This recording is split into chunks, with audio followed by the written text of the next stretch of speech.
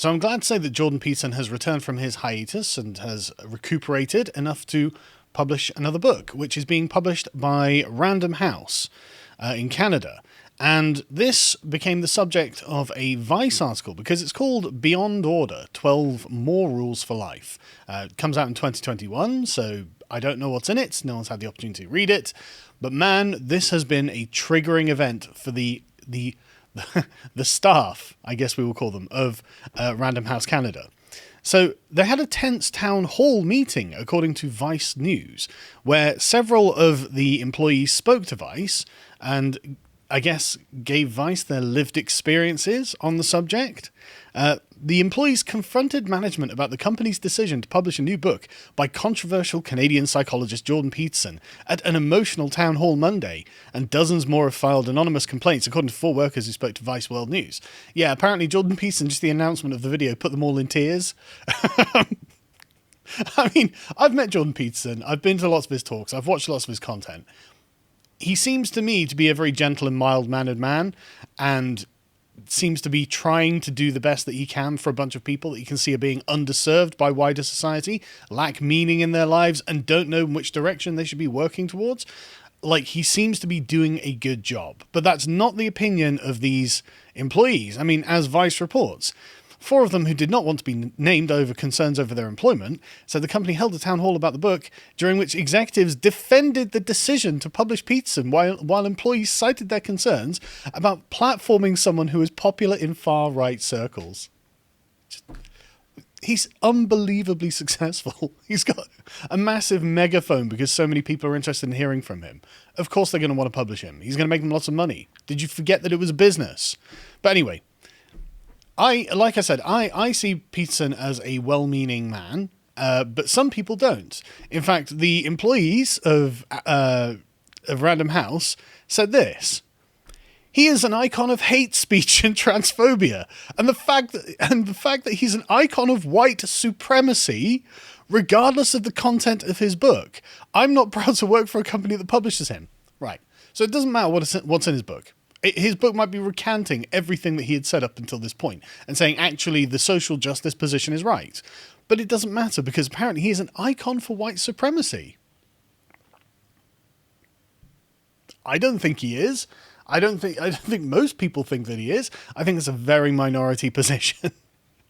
Another employee said, people were crying in the meeting about how Jordan Peterson had affected their lives. Bravo, Dr. Peterson. Just the announcement of a book can put them in tears. You must have done a really good job. They said one co-worker discussed how Peterson had radicalized their father. Right, these are the people who are going to be like, capitalism's evil, the white supremacy is evil, and we need to implement communism now. These are people who are going to run around like screaming that they are self-described radicals. And it's, oh no, my father has been radicalized by Jordan Peterson. They said that one co-worker discussed how Peterson had radicalized their father, and another talked about how publishing the book will negatively affect their non-binary friend. Oh, sorry. If you're going to be upset about it, I guess Jordan Peterson doesn't publish a book. I mean, why would he if there's one rando working there who's upset by it? But the company since June has been doing all of these anti-racist and allyship things, and them publishing Peterson's book goes completely against this. Yes, it does. Yes, it does. It just makes all of their previous efforts seem completely performative. Oh, really? Really? It turns out that the woke corporations pandering to leftism don't really believe in it. Shocking. I can't believe that they would just change their opinion for money. God, you're learning some really hard lessons about the real world today, aren't you, employees? But the thing is as well, Random House are not backing down on this because, as I'm sure that they are expecting, this is going to sell millions of copies because Jordan Peterson has millions of fans. So they just came out and said, well, look, we announced yesterday that we will publish Jordan Peterson's new book, Beyond Order, this coming March. Immediately following the announcement, we held a forum and provided a space for our employees to express their views and offer feedback. Our employees have started an anonymous feedback channel, which we fully support. We are open to hearing our employees' feedback and answering all of their questions. We remain committed to publishing a range of voices and viewpoints. As in, fuck you. Go and, here's a box, shout into it. They are not interested at all about changing their mind from a bunch of low-level employees who think that they can kind of have a moral union to direct the editorial direction of the company. You shouldn't be able to do that.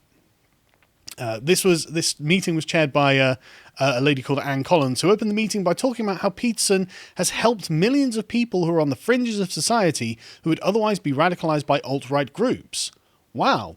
She sounds like she's been watching my videos, doesn't she? Because that's exactly what I've been saying. And I think genuinely that is what Jordan Peterson has been doing, providing an alternate path to something that looks like a brighter future that doesn't involve falling into radical, I guess we'll just call them radical right-wing circles, for the sake of argument, for the sake of the ease of the argument. But this didn't go down very well with the employees at all.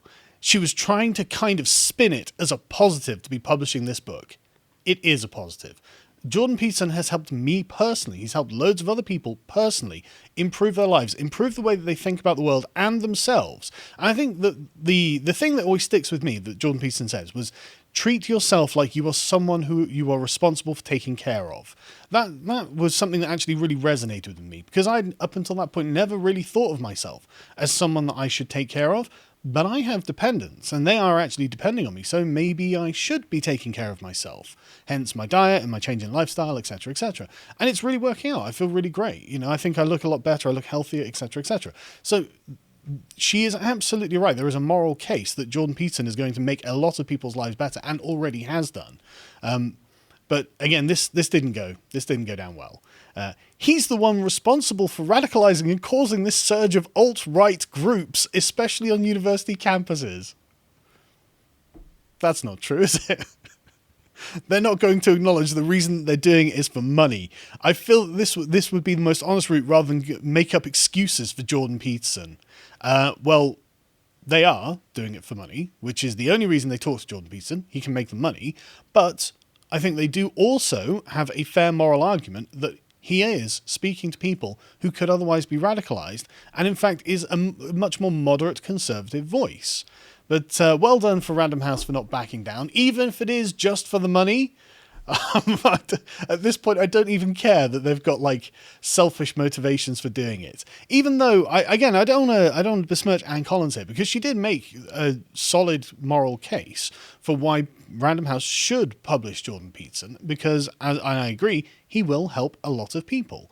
But well done for not backing down to the radical elements that are working at your company. And you might want to consider whether you want radical left-wingers working at your company in the first place. I wouldn't hire them.